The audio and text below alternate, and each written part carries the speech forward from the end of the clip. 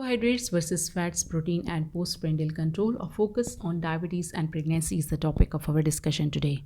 Postprandial control is crucial in diabetes and GDM. Different macronutrients affect blood glucose differently. Carbohydrates, fats, and protein each play unique roles. Carbohydrate is the main source of glucose. It rapidly increases postprandial blood sugar, glycemic index, and load matters. Complex carbs like whole grains, vegetables are better than refined sugars. Proteins have minimal effect on the blood glucose. It helps in satiety and stable energy. It is important in pregnancy for fetal growth. Excessive protein may convert to sugar slowly. Fats do not directly increase blood glucose. It slows the gastric emptying and blood spikes of glucose are blunt. Healthy fats like omega 3 are beneficial. Excess unhealthy fat increase insulin resistance. Macronutrients comparison. Carbs cause quick spike in the blood sugar. Proteins have minimal direct spike. It promotes stability. Fats, no direct spike, delay the gastric emptying.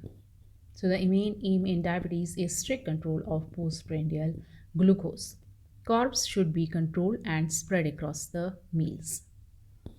Individualized diet planning is essential. Not all calories are equal in diabetes management. Carbs impact glucose most. Proteins and fats modify response. So, the balanced diet is the one which has got better postprandial control. Postprandial blood glucose sugar means managing the rise in blood glucose that happens after eating meal. So postprandial means after a meal. Normally, when we eat carbohydrates, they are digested into glucose, which enters the bloodstream. In a healthy individual, the pancreas quickly release insulin to help cells absorb glucose, keeping blood sugar levels within a normal range. In people with diabetes or insulin resistance, this mechanism may be impaired, leading to higher spikes in blood glucose after meal.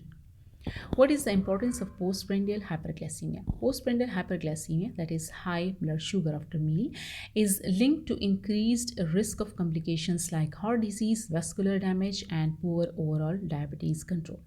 Good post-meal control is essential in gestational diabetes, type 2 diabetes, and type 1 diabetes for preventing complication.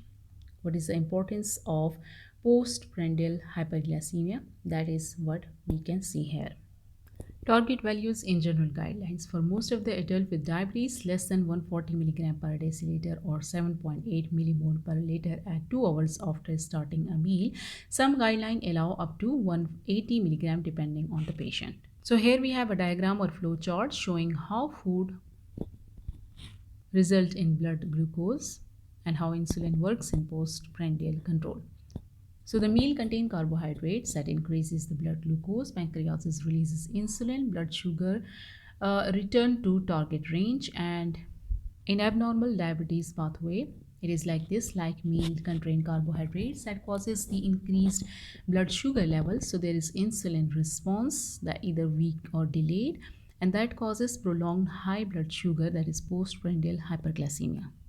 If the BMI of patient is normal, that is between 20 to 25 kg per meter square, we have to multiply the weight by 30. That results in the calories needed.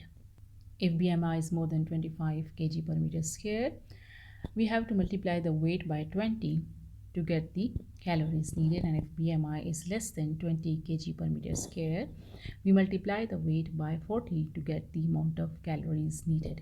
Recommended food for diabetic patients include whole grain, lean protein, vegetables, fruits, dairy products, which includes low-fat milk and yogurt and cheese, and healthy fat, including olive oil, nuts, seeds, and avocado.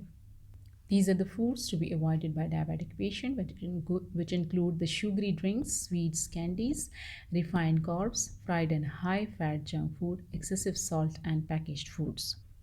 Here we have a sample diet chart for most of the diabetic patients. Otherwise, we have to calculate the amount of the calories needed. So individualized plan must be made. So thank you so much. That was about postprandial control, the role of carbs, proteins, and fats in diet. Subscribe on Obs and Gynae and follow the Facebook page of On Obs and Gynae.